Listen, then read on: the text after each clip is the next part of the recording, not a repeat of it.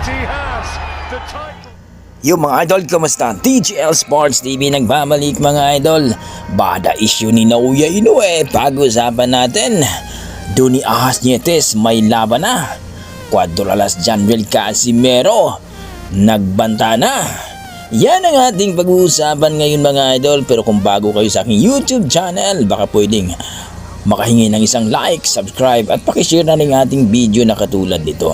Well mga idol, ay napapalapit talaga ang laban na monster na Naoya Inoue kontra kay Stephen Kulboy Fulton, Unified WBO WBC Super Bantamweight Champion, na kung saan mga idol ay inaabangan ng mga boxing fans mga idol ngayong Martes, na kung saan ay 3 araw na lamang mga idol ay magaganap na ang kanilang laban dyan nga sa bansang Japan mga idol, na kung saan ay susubukang agawin ni Naoya Inoue ang dalawang belt mga idol dito kay Stephen Kulboy Fulton.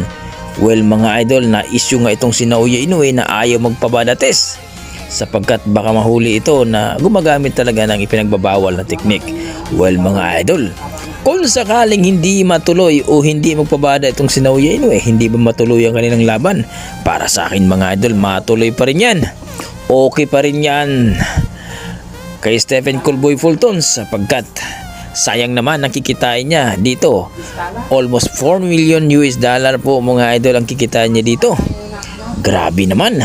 Kaya mga idol, wala pong problema kay Stephen Fulton kahit pa siguro magpakarga itong si Naoya Inoue dahil sayang naman ng kikitain. Kayo mga idol, totoo kaya na gumagamit itong si Naoya Inoue? Well mga idol, sabi nga ng mga kaanib ni Naoya Inoue ay sinisiraan lang ito dahil gusto lang madistract ang kanyang laban, na kumbaga madistract ang kanyang laro para matalo kay Fulton. Sa kabilang banda mga idol ay Nietes may laban na sa Dubai mga idol.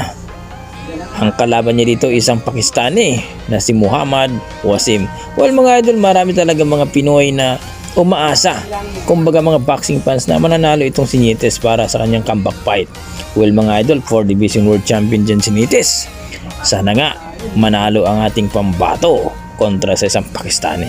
Sa kabilang banda mga idol, nagbabala na po si Cuadras Casimero na kung saan kung sino daw haharang dito sa 122 or Super Bantamweight Division sa kanyang kamay mananagot. Uubusin daw niya mga idol kung sinong bumangga dito, dahil ang iba daw ay takot, lalong-lalong si Nery, Alim, Picasso, Naoya Inoue at si Stephen Kulboy Fulton. Well mga idol, sigurado yan, putol ulo yan kay Cuadralas Casimero. Kayo mga idol, ano masasabi nyo sa ating video?